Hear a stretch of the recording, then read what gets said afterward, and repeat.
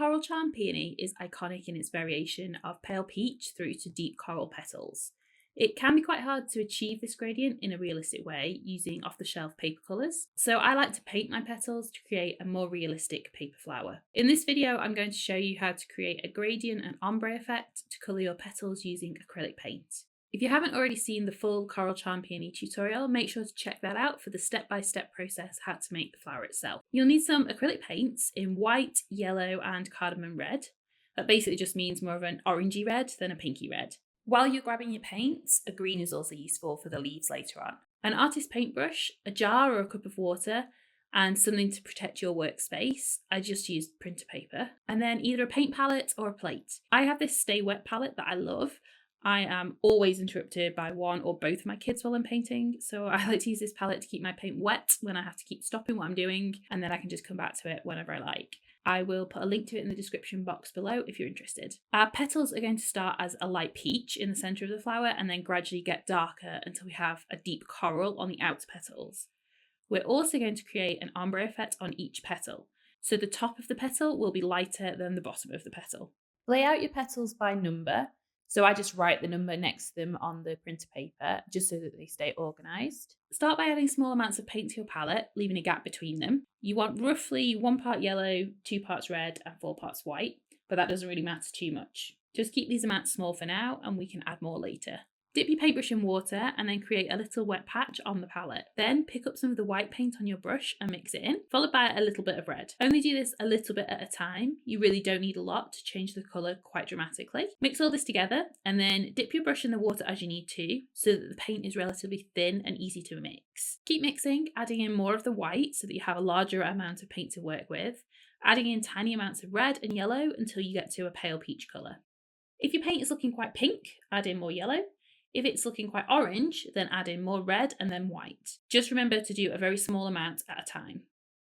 Once you're happy with the colour, add some splashes of water to thin the paint a little bit more. We want it to be quite watery so that it gives good coverage and makes it easy to shape the petal later on. Next, take some of the first paint colour and mix a little bit of red and yellow into it at the side of your palette. This is going to be our darker shade on the petal. You can see as I add the red, it turns more pink, and then adding the yellow brings it back to peach.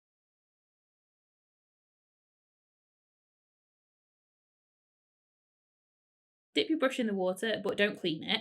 We just want to dampen the brush more. Then take your first petal and brush the darker colour onto the bottom half of the petal. Follow the grain lines so that the paint sits in all of the grooves, and make sure you're adding plenty of paint to get a good coverage. If you go too thin or if you leave any gaps, these are going to be very visible once you curl the petals later. So try to also brush the edge of the petals slightly to make sure they're covered too.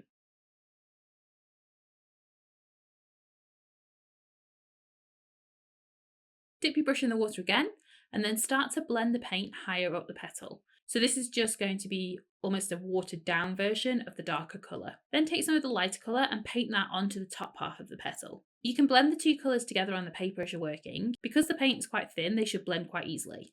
If they're not blending, then slowly add more water a little bit at a time. Take a very small amount of the dark colour and very lightly brush up and down the middle section of the petal in the direction of the grain lines. If you need to, then add a tiny amount of the lighter colour to your brush and then stroke the paint very lightly from the top down until they're mixed. And if you need to darken it, add a tiny amount of the darker colour and lightly brush upwards. The trick to blending it in this way is to barely let your brush touch the paper. So you're only really moving very small amounts of paint at a time. If you prefer, you can also mix a small amount of the two colours together and brush that on instead. Keep lightly brushing the paper to blend the colours and create a smooth ombre effect.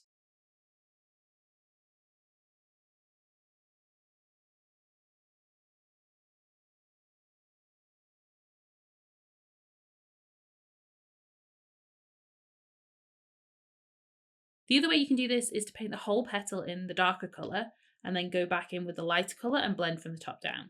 There's not really a right or a wrong way to do this, as long as it creates the smooth ombre without any harsh lines and that you've made sure there's no gaps in your paint.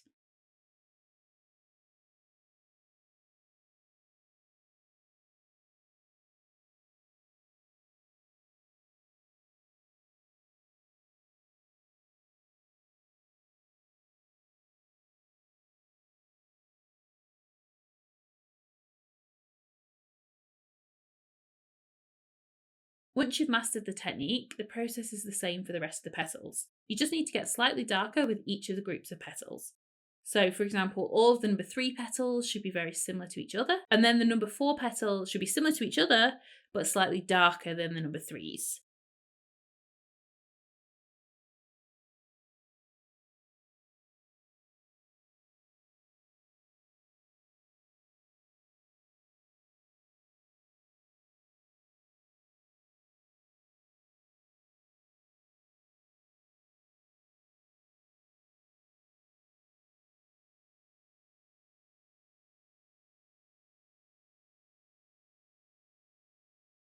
Keep getting slightly darker each time until you reach number 8.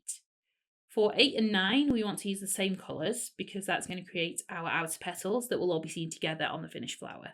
Allow all of your petals to dry fully and then turn them over and repeat for the other side of the paper. Don't worry too much about matching exactly with the other side. As long as they're similar colours, it will help to make them look quite natural. The most realistic looking flowers are going to be the ones with variety in their petals. So if you have some that are slightly different shades or where the ombre is slightly different, that's going to make them look the most realistic. We don't want every petal to be exactly the same colour, which is why painting them makes such a big difference compared to using the standard paper colour. And that's it. Hopefully you can see what a big difference colouring your petals can make, and I hope you've enjoyed the process. I'd love to know if you give this a try. Please let me know what you think in the comments below, and don't forget to check out that main paper peony tutorial too if you haven't already. If you found this video useful, please do give it a like and check out the other ones on my channel too. Until next time, happy flower making!